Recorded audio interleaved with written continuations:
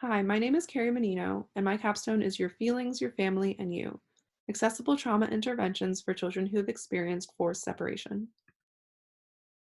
The national context of this project is that 5,500 children are known to have been separated since 2018 at the US border under the Trump administration's no tolerance immigration policy.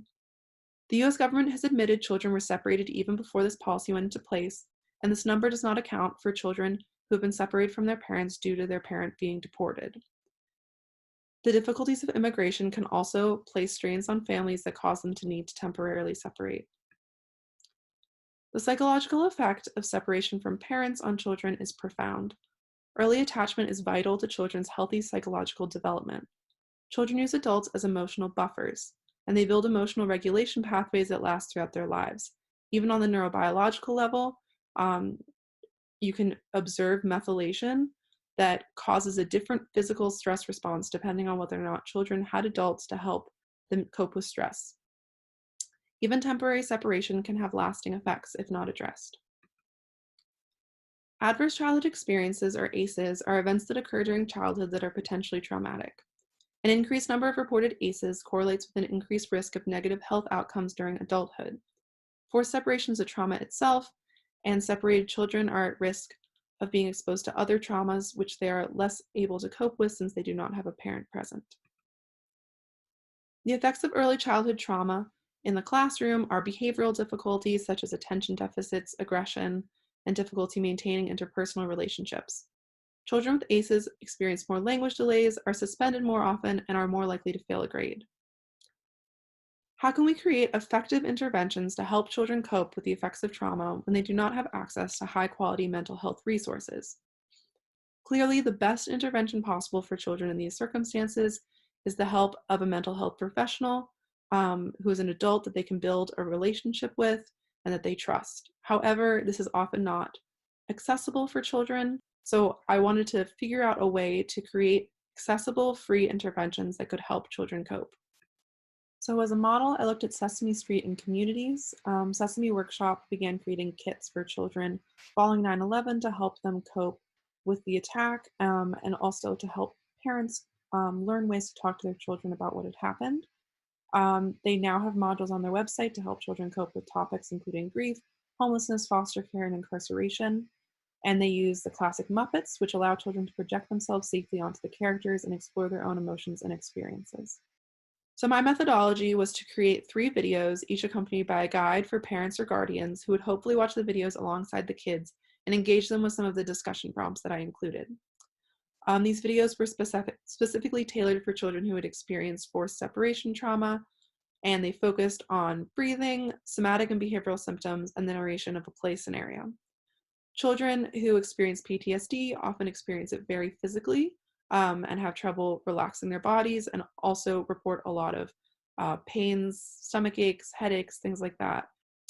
Children also work through experiences and issues through play. And so I modeled a play scenario where a child is playing with dolls and one of them goes missing and then has to get found to try to help kids work through that situation in a safer way, so that they could project themselves onto the dolls instead of having to talk about their own personal experience. So now I'm going to play you a clip of one of the videos. That's how I feel too. I just can't stop moving. It feels like there's a car and it's just going vroom, vroom, vroom. You know what might help? What? Taking a couple deep breaths. What's a deep breath? A deep breath is like breathing, but bigger. It's like what you do right before you sing. Do you want to try that? Sure. All right. First, we need to breathe in.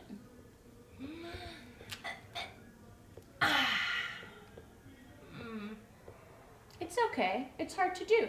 We just have to practice. Thank you for watching. I'd like to thank my advisor, Professor Horowitz, and TZB and Anne for all of their help and support throughout the year. I'd also like to thank Isa Salinas Ariola and Britt Menjivar for their fantastic performances in the videos, and Isa for her work and time in translating the scripts into Spanish. I'd also like to thank Professor Debs and the Education Studies program, as well as my cohort of 2020 scholars. I couldn't have done this without you guys, and I have really loved being a part of the Ed Studies community for the past 3 years. Thank you so much.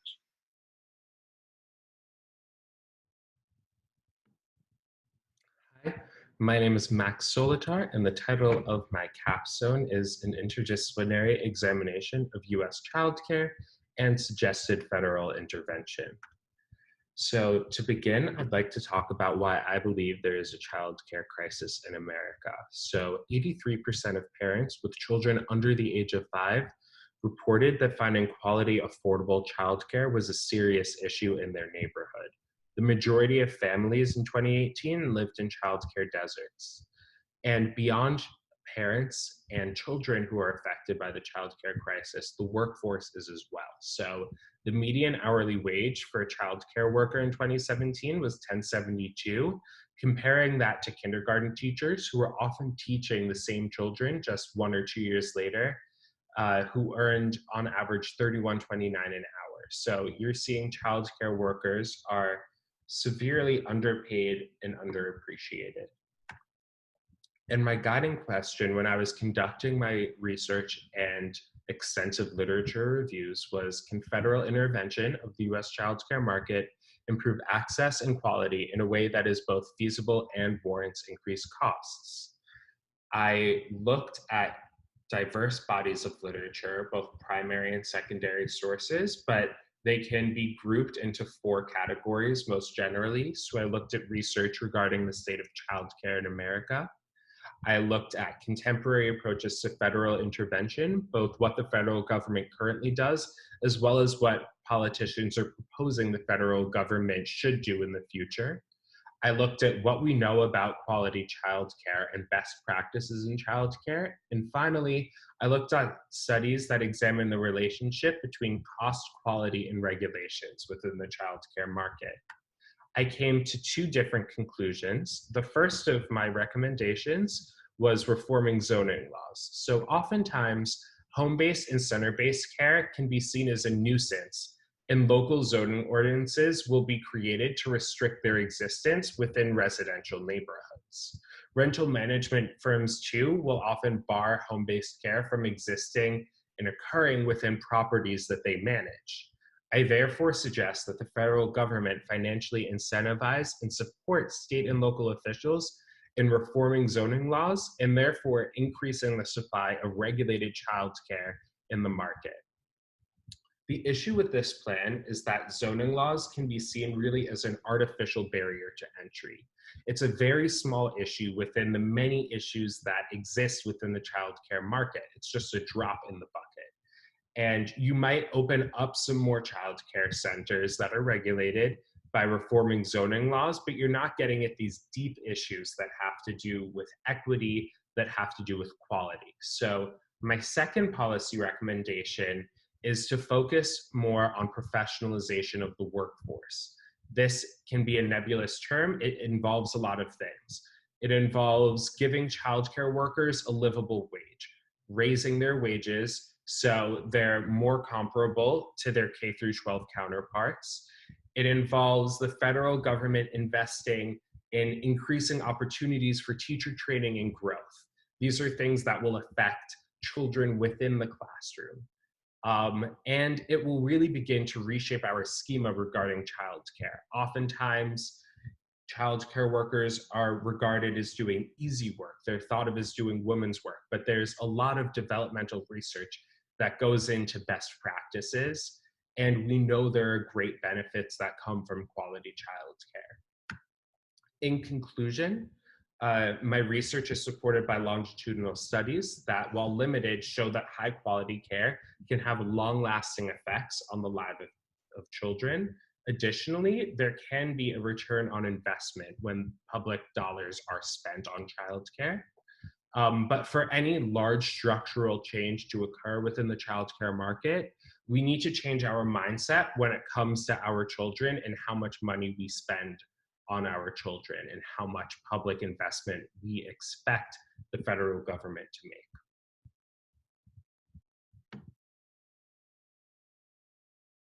My name is Selena, and I'm a senior in the Education Studies program majoring in political science. My senior capstone project proposes a locally specific history education as one way of improving youth civic engagement. This project grew out of my educational experience growing up in Gainesville, Florida. I attended a middle school and high school that were both internally thoroughly segregated between the magnet program, which was predominantly non-Black, and the regular program, which was predominantly Black. This internal segregation involves separate faculty, facilities, and classroom materials, with the higher quality resources allocated first to the magnet program and the leftovers trickling into the regular program. I always wondered why Gainesville's residents could be conscious of but still complacent toward this ongoing segregation and blatant inequity in our city's schools.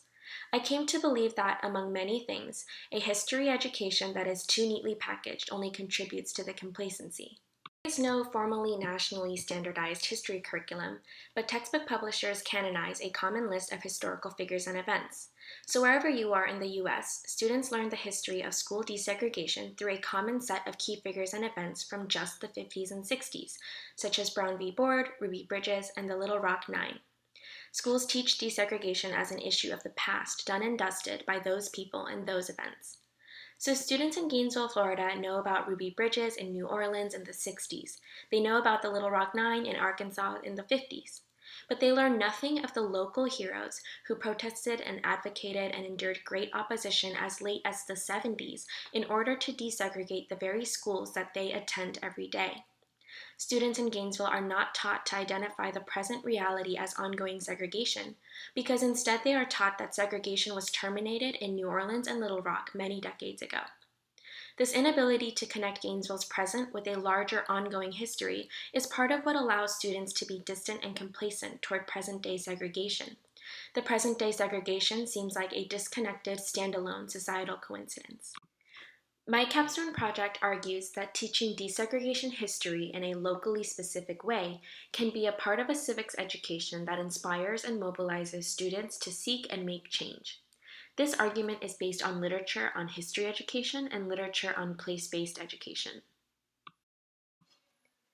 History education has been shown to contribute to civic education when it engages students in a way that improves their empathy, sharpens their critical analysis skills, and inspires students for change-making. History education at its core is the study of change. It examines past changes that affected people's lives and the factors that caused those changes, which helps us to understand how current and prospective changes are emerging or may emerge. Thus, history education can have great power in informing and influencing future change. Place-based education is learning that is rooted in what is local, the unique history, environment, culture, economy, and art of a particular place. The community provides the context for learning, student work focuses on community needs and interest, and community members serve as resources and partners in every aspect of teaching and learning. Place-based education has been shown to increase civic engagement by connecting youth to their community and empowering youth as active participants in their community. In order to capitalize on the strengths of history education and place-based education, I created materials for teaching desegregation history that are locally specific to Gainesville, Florida. The teaching materials I created include 2 chapters of a textbook, 2 primary sources, and 2 project assignments. The textbook chapters delve into the development of Black education in Gainesville and seek to give students exposure to more narratives, figures, places, and events that were meaningful for Gainesville's Black population as they fought for good education. One primary source is the court opinion from the case that finally set meaningful school integration into motion in Gainesville. And the other primary source is an op-ed piece written by a woman who was one of the first Black students to attend all-white Gainesville High School. One of the projects is a travel brochure that asks students to do research on a local site that was significant in the desegregation of Gainesville. And the other project is an oral history project that asks students to interview somebody who attended school in Gainesville before, during, or shortly after the time that Gainesville schools were integrated in the late 60s and early 70s. All of these teaching materials include notes for the educator, suggesting terminology to define, questions for reflection and discussion, and activities. Local history is an underestimated part of civics education. I hope that by bringing issues of segregation and desegregation literally closer to home, students will feel greater personal investment and motivation to mobilize in their community. I want every young person growing up in Gainesville to be able to talk about the heroic individuals who played a role in desegregating the schools and shops and streets that shape the landscape of our daily lives. I want every young person growing up in Gainesville to be able to see the persistent, lingering vestiges of this history in our present and to recognize and identify them as such. And my big hope for the youth of this hometown that I love is that the clarity and candidness to call segregation what it is will embolden a desire and motivation for change making. The hope of my project is that place-based history education will inspire students to connect with their community's past, equip students to contextualize their present community, and mobilize students to make change starting in their hometowns. Thank you.